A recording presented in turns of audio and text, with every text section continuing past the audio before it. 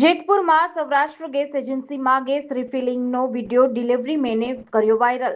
ઘરેલું સિલિન્ડરમાંથી કોમર્શિયલ સિલિન્ડરમાં ગેસ રિફિલિંગ થતો હોવાનો વિડીયોમાં દ્રશ્ય જોવા મળ્યા।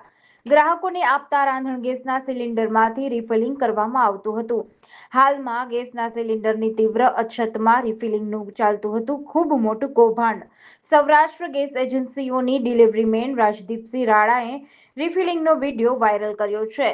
રિફિલિંગનો વિડીયો વાયરલ કરતા પેલા પુરવઠા વિભાગના નાયબ મામલતદારને ડિલિવરી મેને વિડીયો આપ્યા હતા। રિફિલિંગ સમયે ડિલિવરી મેને નાયબ મામલતદારને જાણ કરતા તેઓ દ્વારા ચાલુ રિફિલિંગે રેડ કર્યાનો ડિલિવરી મેનનો આક્ષેપ। રિફિલિંગ દરમિયાન રેડ પાડી પરંતુ પગલાં ભરવાને બદલે મોટો વહીવટ કરી લીધાનો ડિલિવરી મેનનો આક્ષેપ।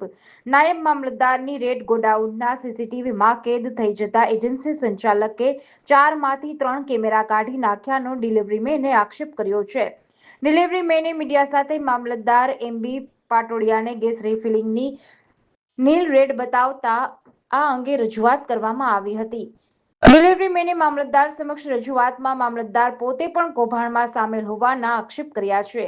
ગેસ રિફિલિંગ અંગે ગોડાઉનમાં રિફિલિંગ દરમિયાન રેડ અંગે ડીએસઓ તપાસ કરે તેવી માંગ ઉઠી જવા પામી છે।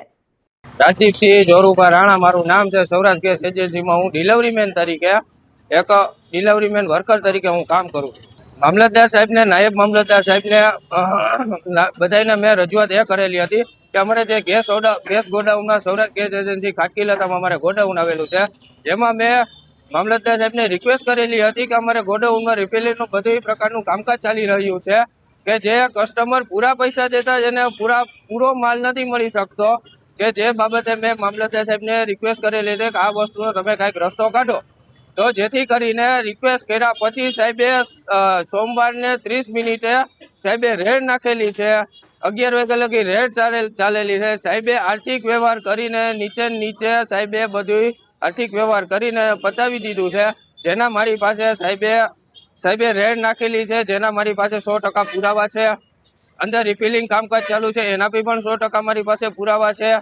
સાહેબે રેડ નાખેલી છે, ક્યાંથી આવ્યા છે સાહેબ, ક્યાંથી ગયા છે એ મારી પાસે પુરાવા છે।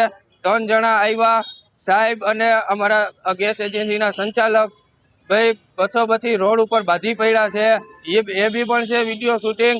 અને આર્થિક વ્યવહાર કર્યા પછી ગોડાઉનના સંચાલકના ગોડાઉનની અંદર જે 4 કેમેરા આવેલા છે એની અંદર 3 કેમેરા આર્થિક વ્યવહાર થયા પછી 3 કેમેરા ગાયબ થઈ ગયા છે।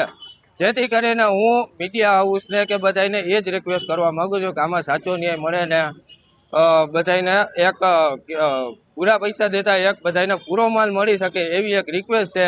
અને જેથી કરીને કોઈ આમાં પૈસાનો બધાય જે આર્થિક વ્યવહાર આમાં જે બધાય ભ્રષ્ટાચારીઓ જે બધાય છે આમાં મામલતદારમાં પટોડિયાભાઈ, નાયબ મામલતદાર તરીકે આપણે જયદીપભાઈ ડાંગર, અન્ય કોઈ 2 વ્યક્તિ છે જેમાં અમિતભાઈ છે, અન્ય એક વ્યક્તિ છે જેમાં આ બધા આખા સંડોવાયેલા છે। મામલતદાર સાહેબને અંદર રિફિલિંગ થતા હતા એ પ્રકારના બધા તમામ 100% મેં પુરાવા આપેલા છે। જેથી ને સોમવારે જે મામલતદાર સાહેબે રેડ નાખેલી છે એમાં સાહેબે 100% રેડ સક્સેસફુલ કરેલી છે। એ બી પણ સાહેબ પાસે મામલતદાર સાહેબ નાયબ મામલતદાર સાહેબ એ બી પણ પુરાવા છે। ગેસ ડોમેસ્ટિક બાટલામાંથી કોમર્શિયલ બાટલામાં રિફિલિંગ થતું હતું એ વિડીયો સાહેબને પુરાવા શીખે આપેલા છે। માંગ મારી એ જ છે કે આમાં સાચા માણસને એક સાચો ન્યાય મળે અને જેથી કરીને કે પબ્લિકને આજે આવા સમયે પૂરા પૈસા દેતા જો પૂરો માલ ન મળી શકે તો પછી આ ગેસની અછત થવાનું કારણ શું? જીડીસી ન્યૂઝ સાથે સમીર ખાન, બલોચ, જેતપુર।